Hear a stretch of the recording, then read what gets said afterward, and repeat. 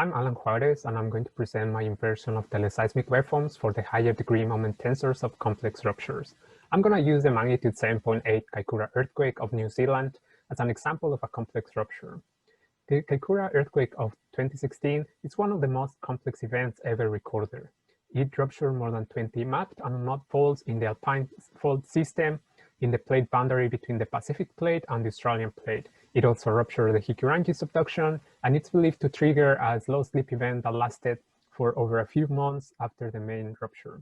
The rupture started on the southwest and the Humps Fault and propagated towards the northeast through the Hub Fault. Interestingly, it didn't rupture the entire segment of the Hub Fault. Instead, it ruptured to the Jordan Thrust, rupturing the Papatia Fault and continuing the Kekarengo Fault by finishing on the Nigeles Fault.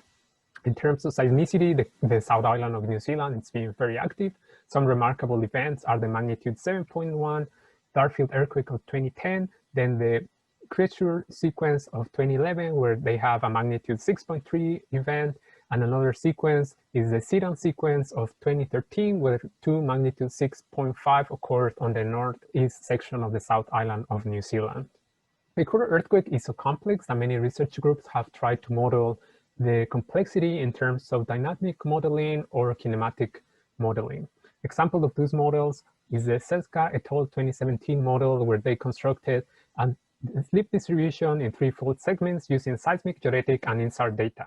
Another model is the Wang et al. On 2018, who constructed a slip distribution in 12 fault segments using geodetic data, seismic, and tsunami waveforms.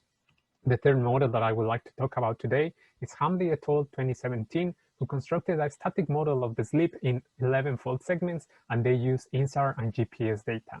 These 3 kinematic models compare the CMT obtained from the model with the global central moment tensor. We see that the 3 models have good agreement with the USGS CMT, but in fact, all of these models have different geometrical support. So how can we summarize all the complexity of the rupture of the Kaikoura earthquake in only a few parameters that are consistent among different models? In a recent paper by Jordan and Juarez in 2019 and 2020, we talk about the mechanism complexity. One of the traditional representations of seismic sources is by the summation of elementary CMT point sources, which is the case of finite fault models. The second representation that we discuss is the sum of orthogonal moment tensor fields. In this representation, the stress glut in the source volume is represented as the summation of unit moment tensors multiplying spacetime source functions, G. The unit moment tensors are orthogonal to each other, and thus we can write the spacetime source functions as a projection of the stress glut into the unit basis of moment tensors. This projection then can be written as the multiplication of the scalar moment density times the direction cosines of degree alpha.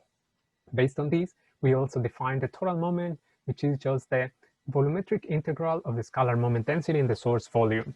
Then the AGU moment is the volumetric integral of the average of the scalar moment density, where the averaging function is the direction cosine of 0-degree field. However, this definition doesn't allow to measure the contribution of higher degree moment tensor fields to the total moment. Thus, to measure their contribution, we define the fractional moments, which are the quadratic averaging of the scalar moment density source volume. We also define the fractional moments and the moment fractions, which are only the fractional moments divided by the total moment. And in my talk, I'm going to be using both almost exchangeably. To define the mechanism complexity, we describe how the elementary sources of a moment tensor field are oriented relative to the mean mechanism. The mean mechanism is the CMT. The best double couple of the CMT is given by the outer product of the normal vector to the fault and the slip vector S. We can also then construct the basis set of orthogonal moment tensors based on orthogonal rotations against this double couple.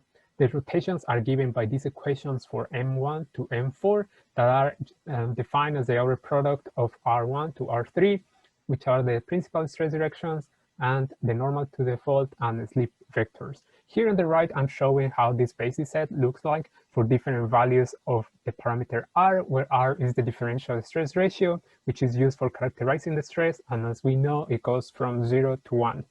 In red, I'm showing the best CMT which goes from base CLBD to double couple for R equals to 0.5.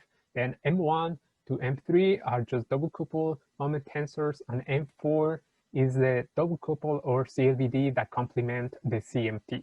This basis is physically motivated. In Jordan and Juarez, we discuss how the moment tensors M1, M2, and M3 can be interpreted in terms of variations of strike, rake, and dip. But to complement this definition, we need to define a probabilistic stress model. The stress-aligned moment tensor field in this probabilistic model can be written as a product of the scalar moment density times the unit stress tensor. We are going to assume a probability density function for the stress, which is given by this exponential form. And in this equation is only a normalization factor, and the interesting parameter in this equation is the parameter kappa. Kappa is called, or we call it, the stress sensitivity factor, which gives the distribution of the fault plane orientation. And here on the right, I'm plotting the probability density function for different values of kappa and different values of the stress, the relative stress ratio R. We see that for kappa equal to 0, the distribution of the fault plane orientation is uniform in the unit sphere, and then the faulting can occur in any direction. However, as kappa starts to increase, the stress starts to concentrate, and for kappa R equal to 0, we have the CLBD component, thus the stress starts to concentrate in two minor circles. For R equal to 0.5, which is a perfect pure double couple, we have for large values of kappa that the stress starts to concentrate on the directions of maximum shear traction, and the concentration tends to a delta function. As I mentioned before, R is the differential stress ratio. We can actually calculate the moment fractions in terms of the parameters R and kappa. And in this slide, I'm showing surfaces of the moment fractions in terms of these parameters. Something good is that this model gives us a measure of the complexity that depends on the orientation of the CMT only, and not on the geometrical support of the fault, like in the kinematic models. If we have point estimates of the moment fractions, for example, given in this table, which are just arbitrarily, we can trace contours of the moment fractions on these surfaces that depend on R and kappa. Thus, we are going to look for the intersection of all these curves to try to estimate a value of kappa and R that characterize the stress field. However, we see that they don't necessarily intersect. Thus, we have to define these values in terms of a probability distribution. We know that we need to estimate the moment fractions, and we know that they can measure from seismic sequences, rupture models, and wave fields. Here I'm showing an example of the estimation of the parameters R and kappa that characterize the stress field. For that, I'm using the foreshocks of the Kaikoura earthquake. Here I'm showing the probability distributions that I obtained by Monte Carlo sampling of the moment tensors in the sequence, and I obtain an estimate of the parameter R and kappa. I find that R equals to 0.85 and kappa equals to 26. But what this value represent? If we compare to the parameters R and kappa obtained from the after sequence computed by obtaining probability distributions in the same way, we find that kappa equals to 5. Thus, a large value of kappa indicates that the stress is very concentrated, and in this case, concentrated before the Kaikoura earthquake. After the Kaikoura earthquake, the aftershock sequence indicates larger complexity, meaning that the faulting can occur in many directions. However, from the CMT, we see that this type of faulting in different directions can be interpreted as strike-slip faulting and a combination with reverse faulting. We see that R doesn't change significantly from the foreshocks and the aftershocks, and we define a metric based on p-values to characterize how well our stress model does. We find that the probabilities are 0.52 and 0.54, which is really good considering that this metric goes from 0 to 1. But what about the other Kaikoura models? We discussed three different models, the one model, Seska, and Hamlin. Here in the bottom panels, I'm showing their estimations for the values of R and kappa. We see that the three values of R are pretty much consistent, except for the Hamlin model that has a lower value, but that's given of the fact that the CMT has a larger double coupled component. The values of kappa range from 4.5 in case of the one model to 12 in case of the Seska model. This indicates that the Wang model has larger complexity, while the Seska model is the simplest one. Then I'm going to talk about the estimation of the moment fractions from seismic wave fields. The methodology consists of 4 steps. The first one is to correct for errors in the CMT, calculate the 0-degree moment spectra, estimate the stress-aligned basis set, and then calculate the residual wave fields and calculate the moment spectrum. Here in the figure, I'm showing some seismograms that are calculated from the best solution of the CMT obtained by the USGS. In black, I'm showing the observed seismograms, in red, the synthetic waveforms. To correct for the CMT errors, we follow the methodology of Shao et al. In 2005, where the observed waveform is given by this equation and it's related to the synthetic waveform and perturbations on their phase and amplitude. The perturbations to the CMT then can be written in terms of this linear system of equations that depend on the imaginary and real parts of the string green tensor H normalized by the frequency and the synthetic waveform. In the figure on the left, I'm showing the initial data, which are the measurements of the amplitude anomaly and the phase anomaly. In the middle panel, I'm showing the residuals after the inversion. In the right, we are seeing in red the solution that we obtained, which is not very different from the initial solution. However, we see in the distribution that the variance was significantly reduced. The second step is the computation of the total moment spectra for the 0-degree term, which can be calculated with this equation. In this equation, UPQ is the cross-correlation between seismograms at stations P and Q, and the coefficients APQ solve this equation given here in the bottom, where HPQ is the hour product of the strain grid tensor at stations P and Q, and I is the identity tensor. Based on the CMT, we can estimate the basis set, which is given here by these 4 moment tensors, and then we can also estimate the higher degree moment spectra. For that, we use a similar equation as before, except that instead of using the cross-correlation of the wave fields, now we use the cross-correlation of the residuals, amplitude, and phase anomalies. The coefficients A, I, J in this case solve this equation, but instead of using the strain grid tensor, we use this tensor lambda, which is given by the outer product of higher degree derivatives of the strain grid tensor normalized again by the frequency and the synthetic waveform.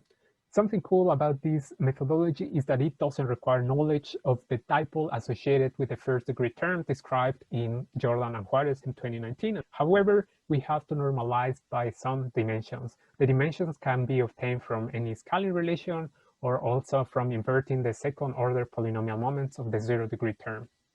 Here I'm showing the results for the Kaikoura earthquake. These moment fractions were calculated from the moment spectra that I showed just earlier.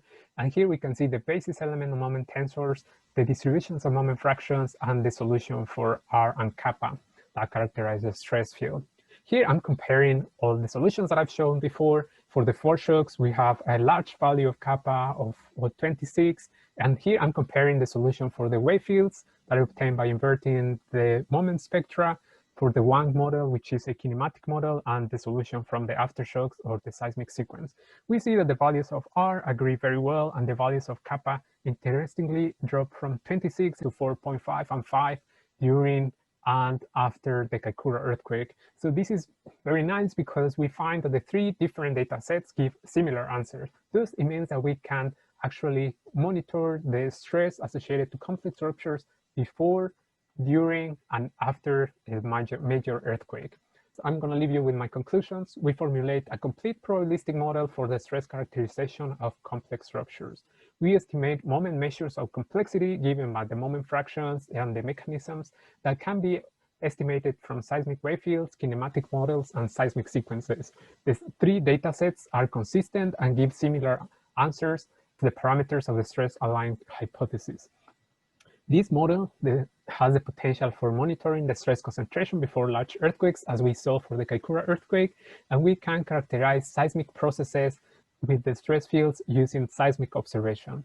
Thank you very much, and please let me know if you have any questions.